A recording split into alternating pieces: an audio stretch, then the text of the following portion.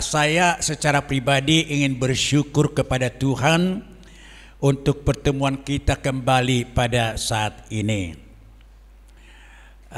Itu semua anugerah Tuhan. Ada di antara kita yang baru berpisah dari orang yang dikasihi untuk bukan selama-lamanya lah. Saya rasa istilah itu kurang tepat itu.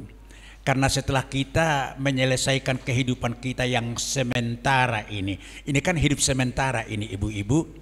Setelah kita menyelesaikan hidup kita yang sementara ini, kita kan bertemu dengan orang-orang yang kita kasihi. Kita bertemu dengan Musa. Kita akan bertemu dengan Joshua yang akan kita bicarakan pada saat ini. Kita bertemu dengan Inang. Ya, kita bertemu dengan Bapak Pangaribuan, ya kan? Iya, dan orang-orang yang sudah lebih dulu meninggalkan kesementaraan ini. Dan ada seorang saudara kami yang abangnya meninggal, lalu saya katakan, selamat menikmati keabadian bersama dengan orang-orang kudus. Bukankah indah itu? Jadi kematian orang percaya itu sangat berharga di mata Tuhan, sangat indah itu. Jadi jangan ada di antara kita satu orang pun yang takut atau yang enggan meninggalkan kesementaraan ini. Memang ada orang-orang yang kita kasihi. Masakan saya nggak jatuh cinta sama istri saya sana, ya kan? Sudah 50 sekian tahun kami sama-sama, melebihi dari umur saya waktu saya tinggal bersama dengan orang tua saya. Ya, tetapi toh jumpa juga di dalam keabadian itu. Siapa yang lebih dahulu menikmati keabadian itu, puji Tuhanlah. Amin. Amin.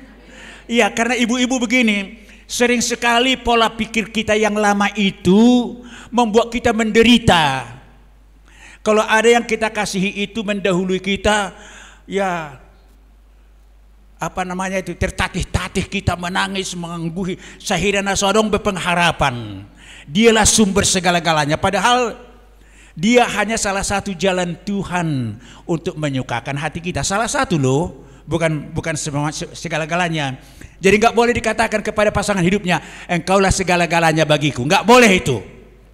Dosa itu. Engkaulah segala-galanya bagiku, itu hanya boleh dikatakan kepada Tuhan Yesus. Amin. Iya, jadi jangan dikatakan kepada bagaimanapun cintanya, ya kan? Bagaimanapun baiknya dia, engkaulah segala-galanya bagiku. Enggak. Karena apa yang kebaikannya itu juga merupakan kebaikan Tuhan yang dianugerahkan Tuhan lewat saluran dia kepada kita. Mereka adalah saluran.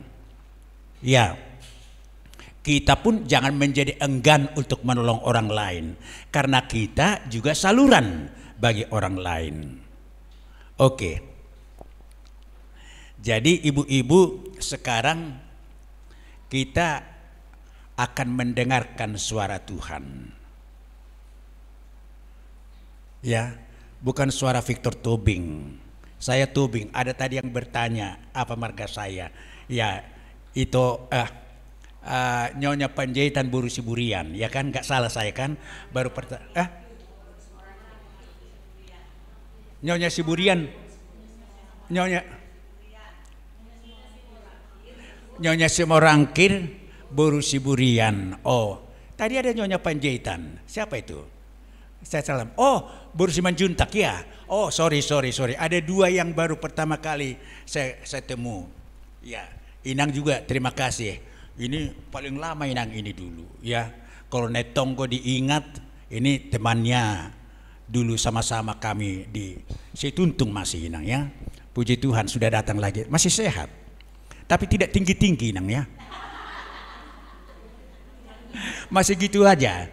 Ya, tapi sehat loh. Ya, termasuk mantan guru kami sana. Ada dua ibu-ibu, Nyonya Hasibuan sama Inang Nyonya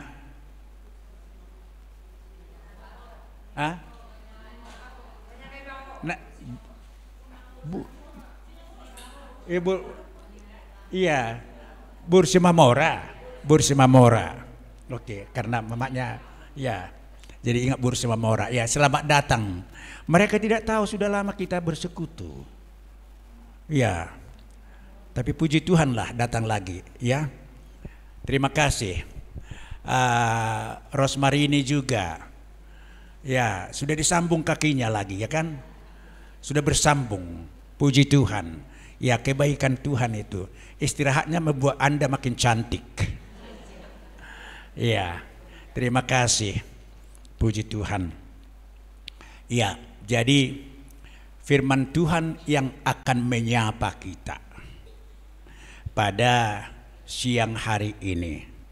Ya, kita baca dari Joshua bab 24 ayat 14 sampai dengan ayat yang ke-18.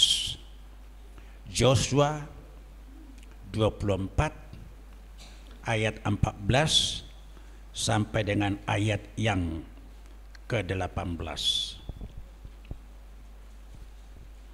Oke, saya akan baca dari sini. Ibu-ibu perhatikan kalau sudah dapat sambil membaca, mengikuti bacaan dari sini, ya. Joshua sudah dapat? Nggodat? Nggo, Ratna nggodat? Nggo. Oke, saya akan mulai membaca. Joshua bab 24 ayat 14 sampai dengan 18. Oleh sebab itu, takutlah akan Tuhan dan beribadahlah kepadanya dengan tulus, ikhlas dan setia. Jauhkanlah Allah yang kepadanya nenek moyangmu telah beribadah di seberang sungai Efrat dan di Mesir, dan beribadahlah kepada Tuhan. Tetapi jika kamu anggap tidak baik untuk beribadah kepada Tuhan, pilihlah pada hari ini kepada siapa kamu akan beribadah. Allah yang kepadanya nenek moyangmu beribadah di seberang sungai Efrat, atau Allah yang orang Amori yang negerinya kamu diami ini. Tetapi aku dan seisi rumahku, kami akan beribadah kepada Tuhan. Lalu bangsa itu menjawab, jauhlah daripada kami meninggalkan Tuhan untuk beribadah kepada Allah lain.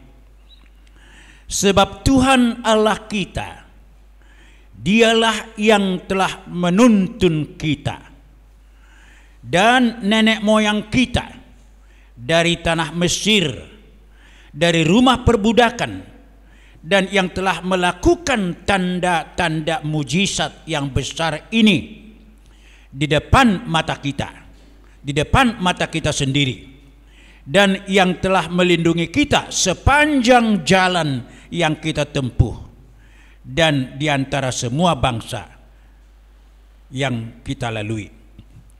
Tuhan menghalau bangsa dan orang Amori, menghalau semua bangsa dan orang Amori, penduduk negeri ini, dari depan kita. Kami pun akan beribadah kepada Tuhan, sebab dialah Allah kita. Demikian pembacaan firman Tuhan. Judul firman Tuhan yang diberikan oleh pengurus kita ialah teladan Joshua untuk keluarga. Teladan Joshua untuk keluarga. Tadinya saya pikir, lama saya berpikir bagaimana ini ya. Harusnya ini baik sekali kalau kita bicarakan, kita dengarkan dalam persekutuan suami istri, orang tua. Karena sekarang yang kita konsentrasikan ialah berbicara tentang Joshua, laki-laki. Ya, kalau bukan untuk persekutuan kaum bapa, tapi juga adalah paling baik ini kalau kepada persekutuan suami istri atau orang tua. Tetapi kita ingat juga, tidak ada firman Tuhan itu yang tidak ditujukan Tuhan untuk bermanfaat bagi semua manusia. Walaupun yang kita bicarakan adalah laki-laki, tetapi juga itu bermanfaat juga untuk wanita. Kalau kita berbicara tentang wanita seperti Ruth atau Naomi misalnya, itu juga bermanfaat bagi laki-laki. Namanya aja firman Tuhan. Firman Tuhan itu berbicara, menjangkau, menjamah hati dari semua manusia dan semua golongan umur. Oke. Namun supaya agak lebih kena kepada kebutuhan kita dalam persekutuan ibu-ibu, saya rasa kita akan lebih dulu berbicara tentang siapa Joshua ini. Pertama kita akan berbicara tentang latar belakang Joshua. Ya. Joshua ini lahir di Mesir. Jadi di tanah perbudakan. Oke. Dia bukan lahir di tanah Kanaan, di negeri yang diberikan Tuhan, tapi di tempat perbudakan. Oleh karena Yakub telah membawa keturunannya ke Mesir setelah dia mengetahui bahwa anak kesayangannya Yusuf ada di sana. Lalu dia membawa keturunannya dan mereka menjadi satu bangsa yang besar, itu dimulai di Mesir. Jadi bangsa Israel itu lahir sebagai satu bangsa di tanah Mesir, bukan di tanah Kanaan. Janji Tuhan mereka memang akan tinggal di tanah Kanaan. Ya, tapi mulai dibentuk sebagai satu bangsa itu mereka di Mesir, karena Yakub dan keturunannya yang 12 itu beranak pinak di sana, menjadi kaya dan orang-orang besar, termasuk Yusuf. Ya. Jadi kalau dikatakan bahwa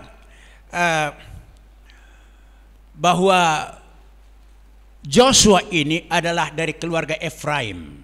Kita tahu Efraim itu adalah anak Yusuf.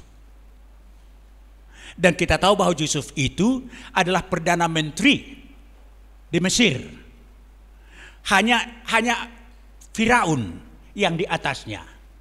Karena dia diangkat Tuhan karena imannya sedemikian rupa dia diangkat melebihi orang-orang Mesir yang lain menjadi perdana menteri yang dipercayai oleh Firaun karena dia percaya kepada Tuhan.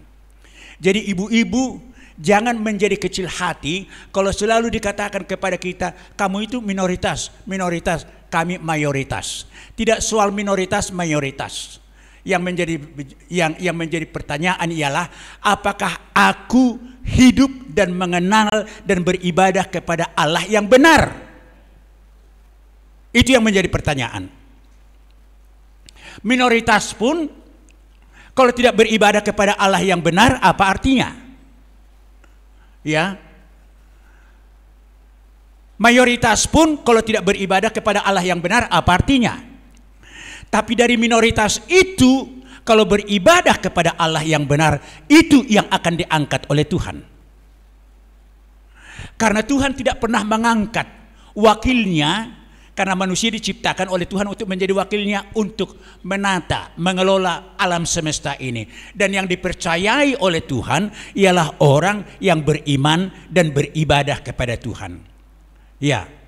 Tapi jangan yang setengah-setengah beriman, setengah-setengah beribadah. Seperti orang Israel pada saat ini. Ya, waktu mereka di Mesir dan di perjalanan keluar dari Mesir kemudian ke tanah Kanaan, mereka beribadah kepada ilah-ilah lain. Mereka mengatakan secara verbal dengan kata-kata, kami ini pengikut Allah.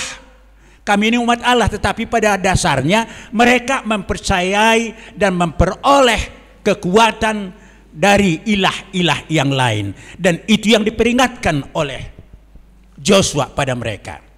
Ya. Tapi begini, Joshua itu keturunan Efraim. Bapaknya ya disebutkan Nun, dan tidak ada keterangan yang jelas yang panjang tentang papanya, tentang istrinya dan anak-anaknya di dalam Alkitab, tidak ada. Tapi begitu, Joshua ini merupakan satu figur atau pribadi yang sangat menawan. Dia lahir pada tahun 1400 sebelum Masehi. Jadi sebelum Kristus datang ke dunia ini, dia lahir 1400 tahun sebelumnya. Dan meninggal tahun 1290 sebelum Masehi. Jadi berumur dia 110 tahun. Berumur 110 tahun. Ya, kita baca itu nanti misalnya di dalam ayat 29, dia meninggal dalam masa tua. Nah, tapi dia yang menarik sekali, waktu masa kanak-kanak dia dibina untuk beriman kepada Allah. Dia tidak dibina oleh orang tuanya hanya sekedar mengikut Tuhan. Bukan begitu, tapi beriman dan beribadah itu berbeda, ibu-ibu.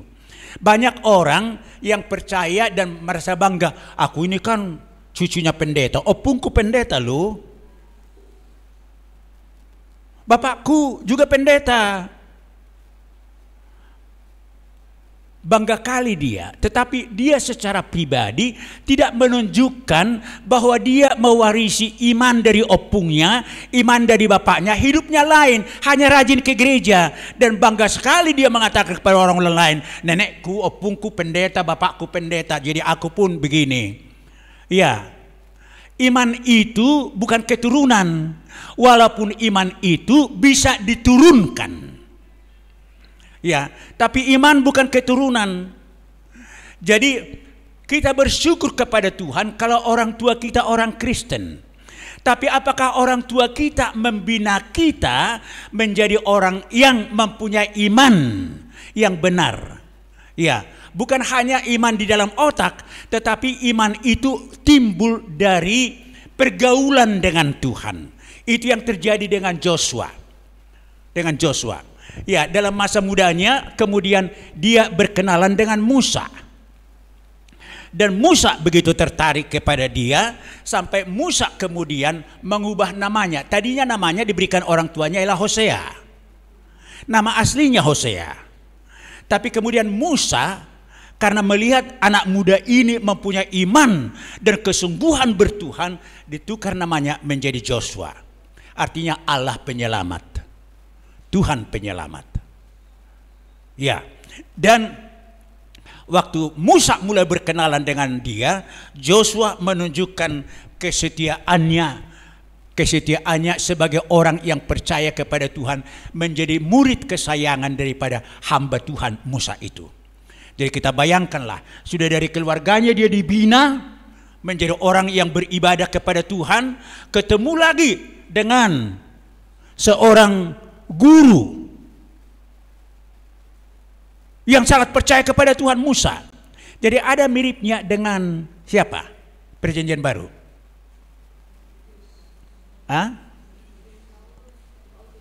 Siapa muridnya? Timotius. Ada murid miripnya dengan Timotius. Timotius itu kan lahir dalam keluarga yang dicibirkan. Dicibirkan karena bapaknya bukan orang yang percaya kepada Tuhan. Bapaknya si Timotius itu adalah orang yang tidak percaya kepada Tuhan. Tapi dia mendengarkan firman Tuhan dari opung borunya.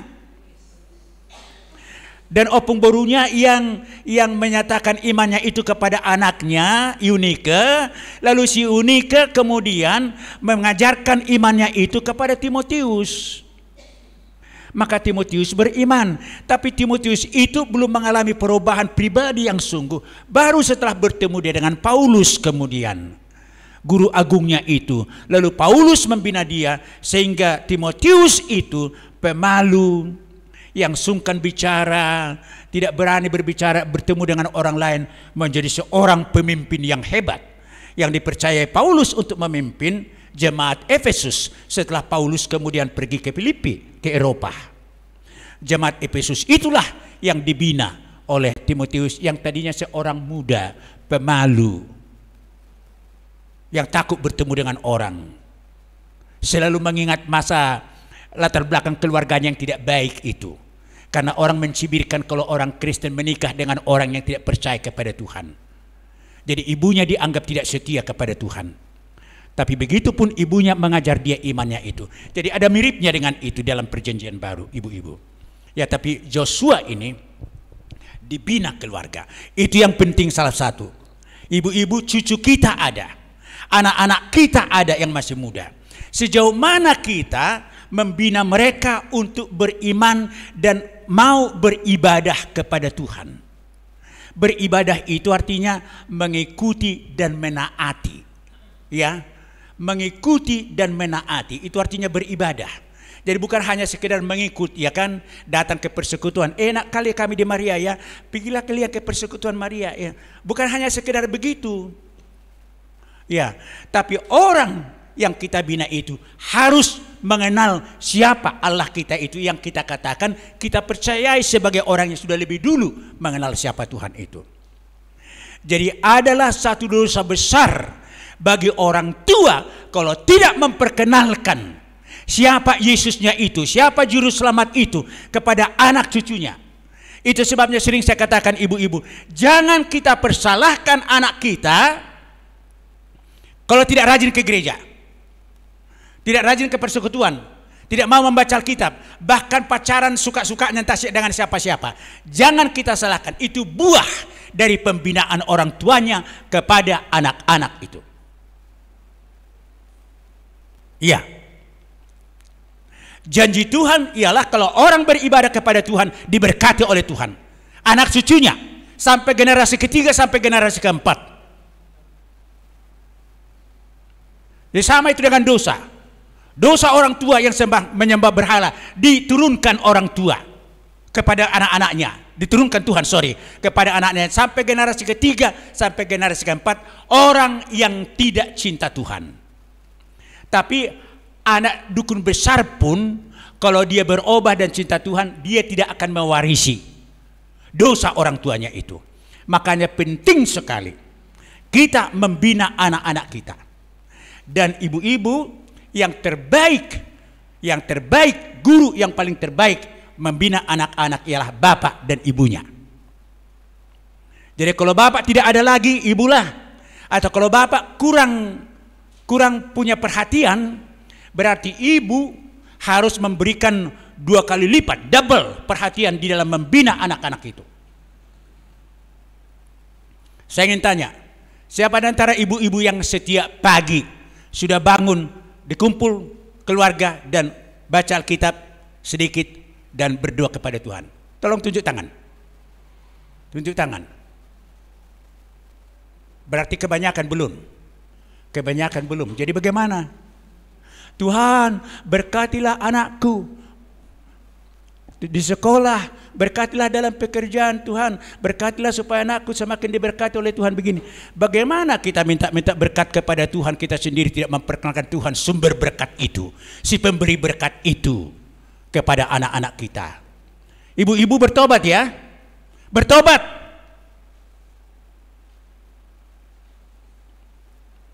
Bukan soal panjangnya.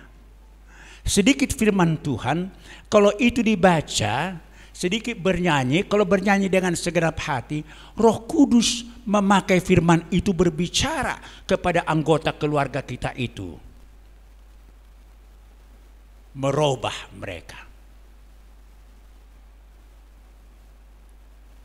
Iya. Jadi cinta yang terbaik dari orang tua kepada anak-anak ialah memperkenalkan siapa sumber berkat, siapa penyelamat itu kepada anak-anak kita. Bagaimanapun kita katakan cinta kita kepada anak-anak kita, ngangahu si dia diho, jebuna di sana di Medan Baru diho maida anakku nomor sada, ya yang di Polonia sama kawan anakku nomor 2 ya, yang di mana lagi? Hah? Yang di Jakarta sana, di Hoburu Kuda katanya. Itu yang diwariskan.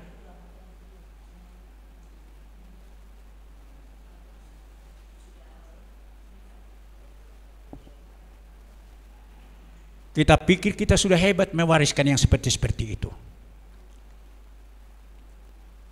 Iya, warisan yang terbaik ialah kalau anak-anak kita itu mengenal siapa Tuhan yang benar itu, Tuhan satu-satunya itu, yaitu Yesus Kristus.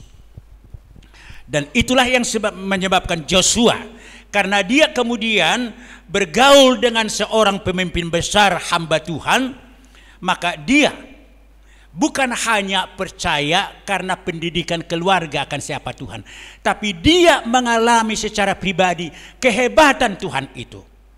Waktu dia menjadi salah seorang tentara dari Musa, Joshua itu adalah orang yang sangat dipercayai. 10 orang tentara Joshua disuruh oleh Musa, tentara Musa disuruh oleh Musa untuk mengintai daerah yang akan mereka duduki, tanah Kanaan itu. Orang Amalek yang besar-besar, tegap-tegap, tinggi-tinggi. Lalu mereka intai begini, ih hebat kali, persenjataan mereka hebat kali. Bagaimana kita melawan? Kita sendiri kecil-kecil begini. Lalu 8 orang di antara mereka kembali kepada Musa mengatakan, jangan kita masuk. Orang itu besar-besar, kuat-kuat, nggak akan mungkin kita lawan mereka. Itu yang dikatakan kepada Musa. Datanglah Joshua sama Kaleb, 2 orang. Lalu Joshua itu mengatakan kepada Musa, dia mengaku bahwa orang Amalek itu besar-besar, tegap-tegap, kuat-kuat, persenjataan mereka hebat.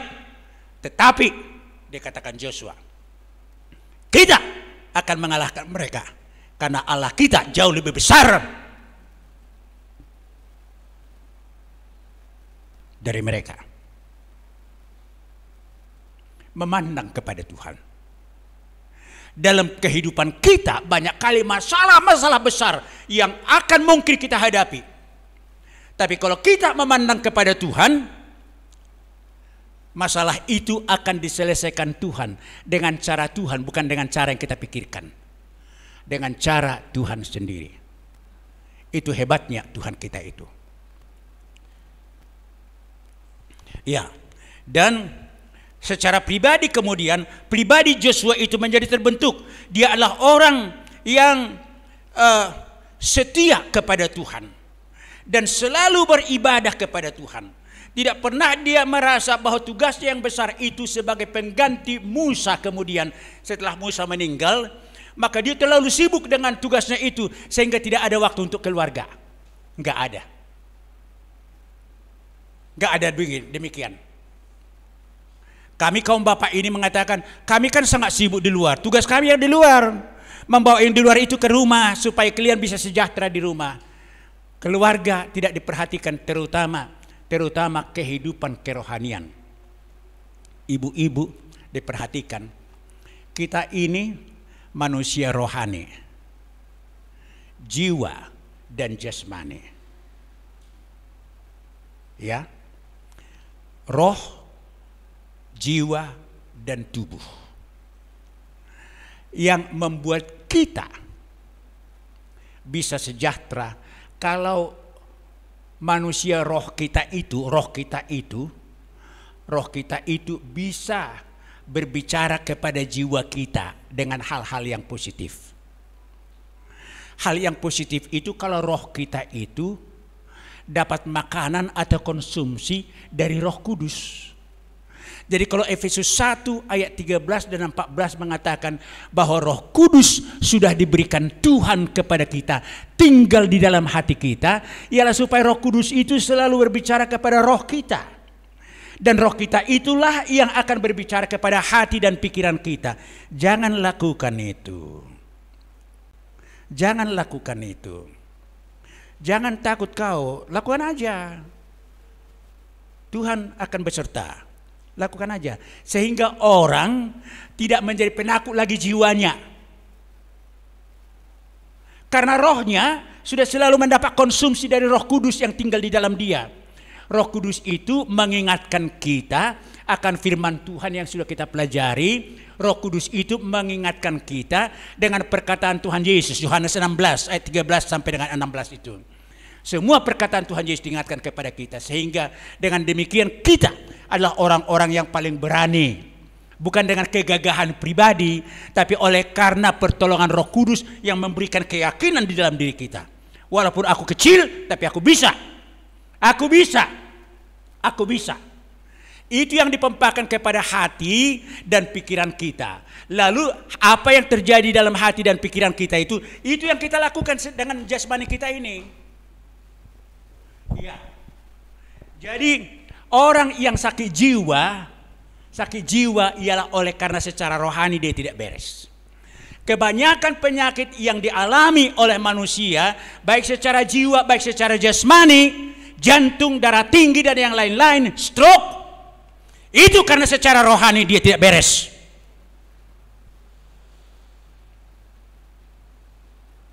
Iya. Kalau secara rohani beres, itu akan hanya bisa kalau berkenalan, mengalami, menyatu dengan Tuhan yang adalah roh itu melalui Roh Kudus yang sudah diberikan kepada kita. Jadi di dalam kasih Tuhan kepada kita, Dia telah memberikan dirinya tinggal di dalam kita. Tidak tahukah kamu bahwa tubuhmu adalah roh, adalah rumah Allah, karena roh Allah tinggal di dalam kamu, tinggal untuk menolong kita, membimbing hati dan pikiran kita untuk selalu positif berorientasi kepada Tuhan dan kepada firman-Nya, sehingga kita tidak akan keliru di dalam menjalani kehidupan ini, menentukan sikap kita terhadap segala sesuatu. Iya.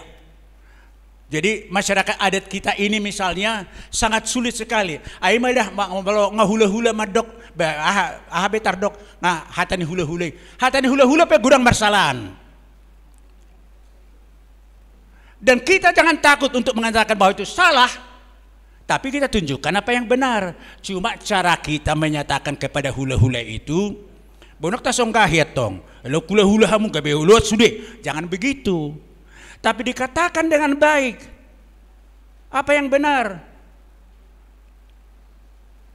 Roma hami berukuda mangalian ulos todi tuho alana satu kinai gabe-gabian maho anak pertama oma ulos todim.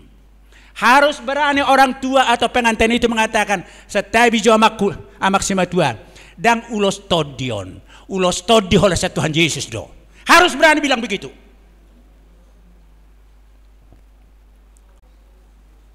Nama ngolosi todiku, nama ngolosi hami, iya todini Tuhan Yesus do. Ala di leok kamu uloson mau liatema parningotan maun dihami.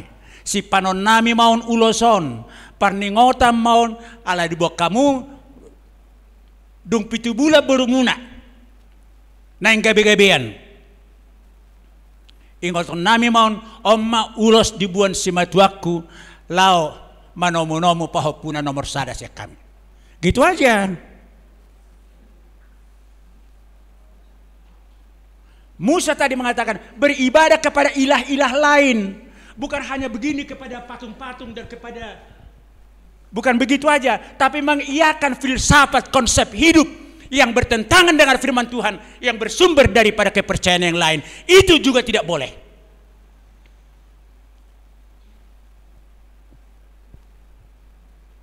Iya.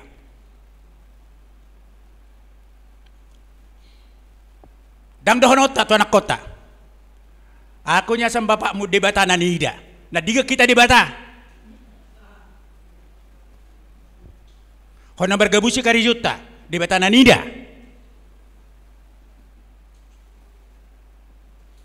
Tidak boleh begitu karena konsepnya menuntut anak-anak supaya menghormati orang tua memang haruslah.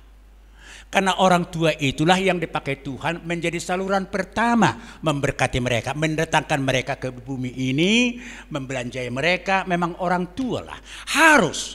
Makanya untuk itulah firman Tuhan mengatakan hukum yang kelima itu harus. Engkau harus menghormati. Yang lain tidak dikatakan harus. Iya, tetapi bukan debata. Kita bukan Allah yang kelihatan.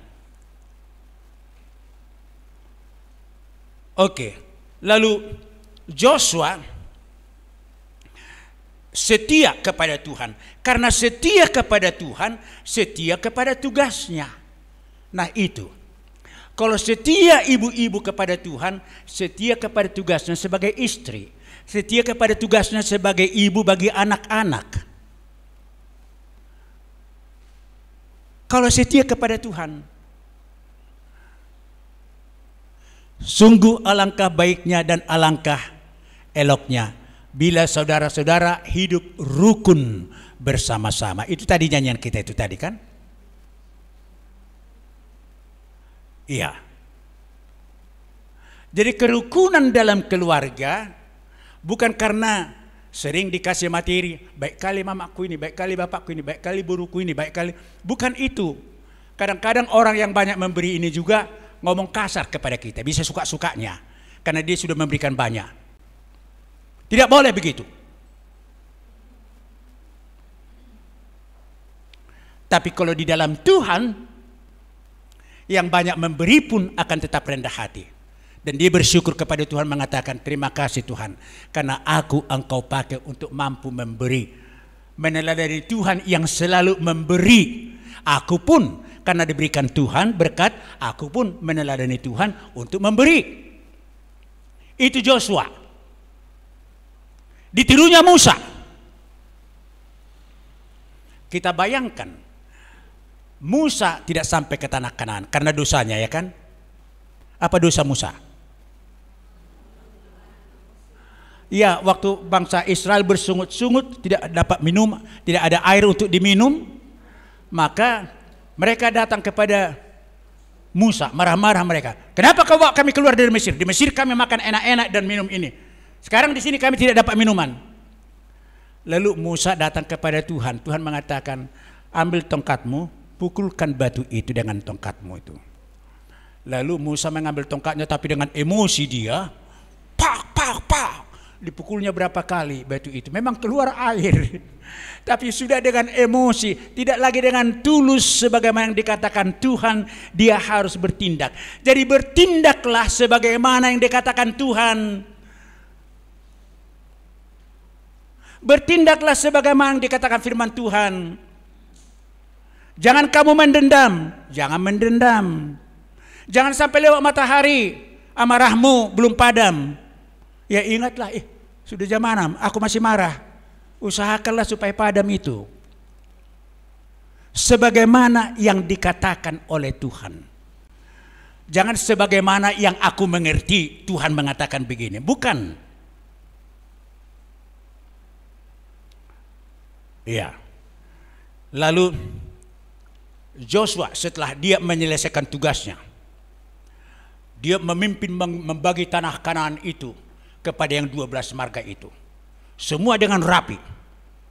Lalu setelah itu dipanggillah mereka semua. Yang dipanggil ialah para pemimpin-pemimpin, pemimpin marga, dan pemimpin keluarga bapak-bapak. Tidak dipanggil ibu-ibu. Ya, bukan karena ibu lebih rendah, wanita lebih rendah di mata Tuhan, bukan itu. Tetapi Tuhan telah menetapkan bahwa yang menjadi pemimpin, yang menjadi imam ialah laki-laki. Jadi laki-laki ini bertanggung jawab harus mengajarkan apa yang mereka terima dari Tuhan kepada istri dan kepada anak-anaknya. Makanya dalam kitab Titus juga dalam perjanjian baru dikatakan, ya, kalau para istri tidak mengerti apa yang dikatakan oleh pengkhotbah, tanyakan suamimu di rumah. Tapi sekarang terbalik kan? Tanyakan istrimu di rumah. Itu yang sekarang terjadi. Dan saya rasa itu ada merupakan sebahagian kesalahan ibu-ibu. Karena ibu-ibu tidak cukup setia mendoakan bapak di rumah supaya benar-benar bapak ini dibukakan Roh Kudus hatinya untuk menyadari bahwa mereka harus belajar firman Tuhan sebagai imam.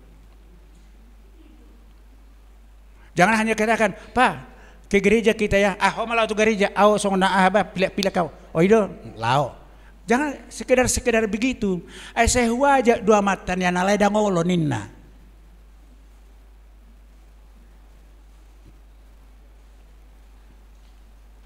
Iya.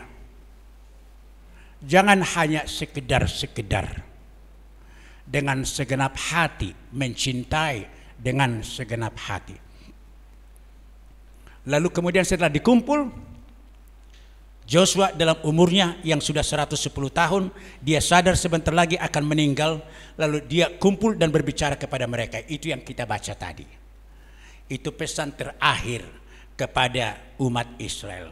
Dikatakan, tetapi jika kamu anggap tidak baik untuk beribadah kepada Yahweh Tuhan, pilihlah pada hari ini kepada siapa kamu akan beribadah. Tadi beribadah artinya menaati, menuruti, mengasihi. Ya. Pilihlah pada hari ini kepada siapa kamu akan beribadah. Allah yang kepadanya nenek moyangmu beribadah di seberang sungai Efrat, atau Allah orang Amori yang negerinya kamu diami ini, tanah Kanaan, karena sudah dibagi sama mereka. Sudah mereka mendiami tanah Kanaan sekarang. Amori sudah diusir, dikalahkan. Tetapi aku dan seisi rumahku, kami akan beribadah kepada Tuhan. Ini ayat yang terbaik satu-satunya yang berbicara tentang tanggung jawab Joshua terhadap keluarga. Berarti bagaimanapun sibuknya dia, seorang pemimpin, dia tidak pernah melupakan dan mengabaikan, tidak memprioritaskan, tidak pernah tidak memprioritaskan keluarga. Sampai dia mengatakan, aku dan seisi rumahku. Bukan hanya istri dan anak-anaknya. Karena seisi rumahnya dia pemimpin, ada pembantunya, ada tukang masak, ada ini dan segala macam. Semua mereka itu sudah dibina untuk beribadah kepada Tuhan oleh Joshua. Bukan orang lain yang membina. Jadi bukan hanya anak-anaknya sama istrinya, tapi semua yang tinggal bersama dengan dia di rumahnya itu dibina untuk beribadah kepada Tuhan. Tetapi aku dan seisi rumahku, kami akan beribadah kepada Yahweh, kepada Tuhan. Dengan kata lain dikatakan, kalau hanya kami pun dari semua bangsa Israel yang mau beribadah kepada Tuhan, dari kalian semua tidak mau beribadah kepada Yahweh, terserah sama kalian. Tapi kami mempunyai ketetapan akan beribadah kepada Tuhan.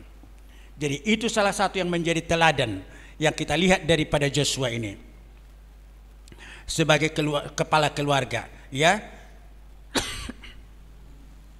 memimpin keluarganya untuk takut dan beribadah kepada Tuhan Allah. Bagaimana? Apa yang akan kita perbuat untuk supaya keluarga kita juga demikian, supaya keluarga kita diberkati oleh Tuhan.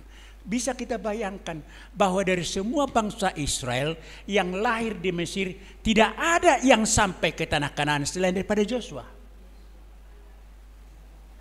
dan Kaleb. Ya, Joshua dan Kaleb, dua yang setia ini kepada Tuhan, yang sampai ke tanah Kanaan, yang lahir di Mesir. Yang lainnya mati karena iman mereka begini-begini, tidak sungguh beribadah kepada Tuhan. Jadi tidak layak mereka masuk ke tanah Kanaan. Yang layak masuk ke tanah Kanaan ialah orang-orang Israel yang lahir dalam perjalanan. Tapi yang lahir di Mesir hanya Kaleb dan Joshua yang sampai ke tanah Kanaan. Coba kita bayangkan itu. Yang setia itu kepada Tuhan, diberkati oleh Tuhan. Nah, dia bertanggung jawab untuk hidup kerohanian peribadahan dari keluarganya.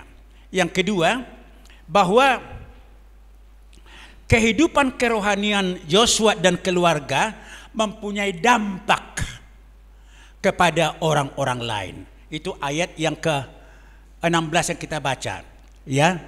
Lalu bangsa itu menjawab, jauhlah daripada kami meninggalkan Tuhan, ya, untuk beribadah kepada Allah lain. Sebab Tuhan Allah kita, dialah yang telah menuntun kita dan nenek moyang kita dari tanah Mesir ke rumah dari rumah perbudakan dan yang telah melakukan tanda-tanda mujizat yang besar ini di depan mata kita sendiri, dan yang telah melindungi kita sepanjang jalan yang kita tempuh dan di antara semua bangsa yang kita lalui. Ya, akhirnya bangsa itu melihat contoh yang ditunjukkan oleh Joshua. Kalau hanya kami sekeluarga yang beribadah, terserah aja, kalian semua beribadah kepada ilah lain. Lalu mereka mengatakan, tidak, kami juga akan beribadah. Ya, orang Kristen masa kini paling-paling kalau memimpin keluarganya yang tinggal bersama-sama dengan dia. Kalau sudah jauh anaknya, tidak lagi diperhatikan bagaimana kehidupan kerohanian daripada anak-anaknya. Melosau pudope. Tapi sekarang kita lihat, ini HP kita ini harus kita pergunakan ini sebaik mungkin ini.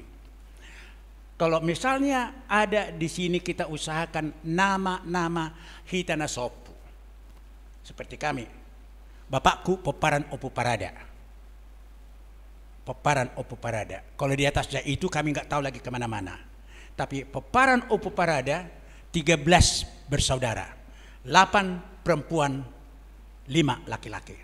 Semua ada sampai kepada cucu-cucu.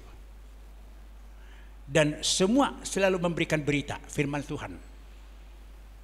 Dan saya sebagai pemimpin anak tertua sekarang selalu saban pagi berbicara kepada mereka, mendoakan mereka, bertanya kepada mereka apa masalah. Ya, karena itu merupakan tanggung jawab kita.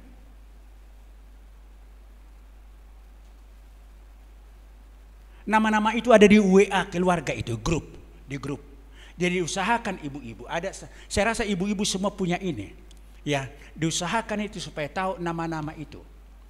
Ya, dulu saya dipanggil Opu si Kristi karena anak si Joyce, anak saya nomor 1, namanya si Kristi, perempuan. Jadi belum ada cucu laki-laki. Tapi setelah setelah si Ruben lahir, jadi Opu Ruben lah. Tapi saya permisi lah dulu sama si Kristi, Opung. Dulu saya dipanggil Opu si Kristi. Kau cucuku yang dikenal orang, si Kristi. Tapi sekarang orang Batak mengatakan ikonsian anak dari laki-lakinya, karena itu marganya.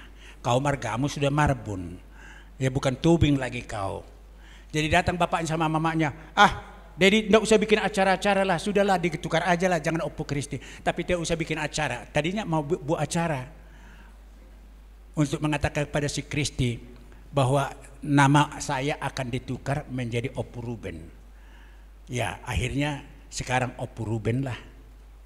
Pada masih 8 tahun. Si Kristi sebentar lagi sudah akan punya anak. Tapi semua harus diperhatikan. Diperhatikan karena cinta kasih Tuhan. Karena cinta kasih Tuhan. Ya.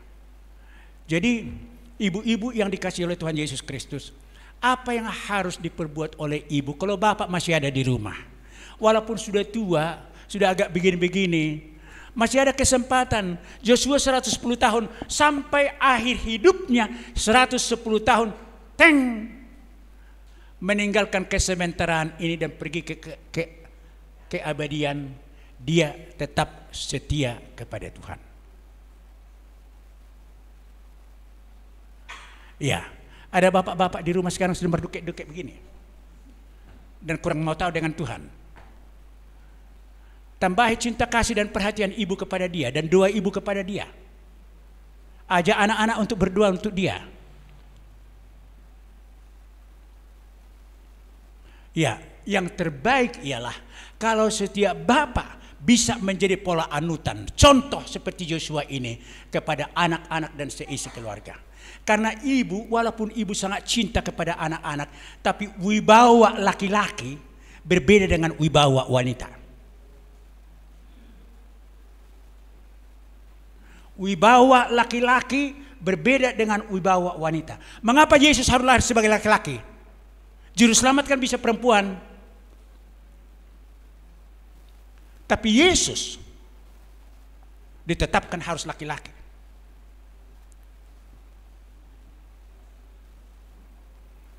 Jadi rugi besarlah satu keluarga kalau si bapak itu bukan orang yang beribadah kepada Tuhan.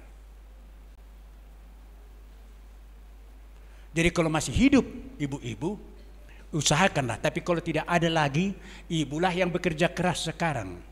Ya, bekerja keras. Supaya semasih Tuhan memberikan kesempatan, maka anak-anak kita itu masih bisa menikmati keselamatan yang dari Tuhan. Terakhir, ini ada satu cerita tentang seorang anak pendeta.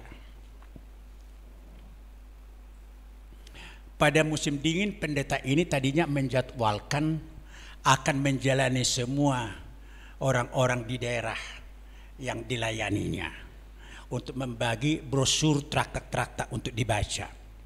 Tapi ada hujan salju pada waktu itu dan sangat dingin sekali. Anaknya yang berumur 11 tahun selalu mendengarkan bapaknya khotbah di gereja mengatakan, adalah tanggung jawab kita untuk memberitakan Tuhan Yesus kepada orang-orang di sekitar kita supaya mereka tidak mati dalam kebinasaan dan masuk neraka. Ya kalau kita tidak bisa khotbah, anak-anak pun bisa kok jalan membagi traktat-traktat ini, katanya begini. Jadi tanpa permisi kepada bapaknya, si anak ini berumur 11 tahun memakai baju panas, lalu memakai baju hujan dan topi. Lalu dia bilang, "Papa, aku sudah siap sekarang." Kemana? Ya, bapak selalu khotbah harus bertanggung jawab kepada orang-orang di sekitar sini supaya mereka mengenal Tuhan. Tapi bapak yang khotbah sebagai pendeta di gereja kita. Tidak usahlah. Ini salju hujan, sangat dingin, tak usah. Aku pun tidak keluar, kata bapaknya itu. Kalau bapak tidak keluar, saya keluar. Mari traktatnya, katanya. Jadi dijalaninya lah. Semua orang yang ditemuinya dibagi. Supaya dia tidak khotbah. Bagi aja Tuhan Yesus mengasihi ibu, Tuhan Yesus mengasihi saudara. Hanya itu aja kalimat dipakai, dikasih traktat. Tolong baca ini ya. Tinggal terakhir satu lagi traktat. Loh, kepada siapalah saya berikan ini ya? Tidak mungkin saya bawa pulang ini ke rumah, traktat yang satu ini. Lalu dia melihat satu rumah ada di sana. Dia pergi ke rumah itu, ketok. Beberapa kali gedor-gedor, nggak ada yang membuka, nggak ada suara. Loh, saya pulang membawa traktat yang satu ini. Padahal bisa kalau ada orang membaca ini, satu jiwa bisa selamat. Kata anak umur yang 11 tahun ini. Kembali dia ke rumah itu, digedor. Akhirnya pelan-pelan datanglah seorang ibu. Dibuka pintu. Dibuka pintu. Ada apa nak? Katanya kepada anak ini. Ibu tahu Tuhan Yesus sangat mencintai ibu ya. Ingat itu. Nah ini bacalah ini katanya. Dikasihlah traktat itu yang satu itu kepada ibu itu. Pulanglah anak itu. Minggu berikutnya datanglah ibu ini ke gereja. Dia tidak pernah ke gereja. Lalu dia katakan, oleh pendeta mengatakan, siapa di antara kita yang ingin memberikan kesaksian sekarang? Berdirilah ibu ini yang ada di baris paling belakang di gereja ini. Berdirilah, dia ceritakan tentang ada seorang malaikat Tuhan datang ke rumah saya. Waktu itu digedor-gedor pintu saya belum mau buka karena saya sedang mengikatkan tali di saya mau gantung diri. Mau gantung diri karena suaminya sudah meninggal, tidak lagi pengharapan dan dia bukan orang Kristen. Bukan orang Kristen. Lalu karena terus digedor-gedor pintu itu, saya merasa terganggu. Biarlah kulihat sebentar, kupikir begitu katanya. Lalu dibukanya lah. Sudah di sini tali itu, tinggal menyepakkan kursi dia supaya tergantung dia. Jadi nggak jadilah disepakkan kursi ini, tapi dilonggarkanlah tanda. Dibuka begini, turunlah dia. Itulah bertemu dengan anak itu. Jadi katakan, kalau bukan karena malaikat Tuhan yang satu itu, saya sudah akan mati. Tapi mulai dari anak itu datang dikatakan kepada saya, Tuhan Yesus mencintai ibu ya. Lalu dikasih traktat itu dan saya baca kemudian. Mulai dari situlah saya terima Tuhan Yesus. Dan saya tidak jadi lagi gantung diri. Dan kuperhatikanlah anak itu, rupanya dia jalan ke arah gereja ini. Maka saya bisa tahu sekarang bahwa saya datang ke gereja ini. Kata ibu ini. Jadi malaikat Tuhan yang kecil itulah yang dipakai Tuhan untuk menyelamatkan saya. Dan saya sekarang bersuka cita bisa hidup dan tidak jadi menggantung diri katanya. Menangislah semua anggota jemaat dan bapaknya itu turun dari podium. Dipeluklah anaknya yang umur 11 tahun itu. Karena didengar anak itu juga di situ anaknya itu. Hanya sepotong kalimat itu aja. Ibu, Tuhan Yesus mencintai ibu.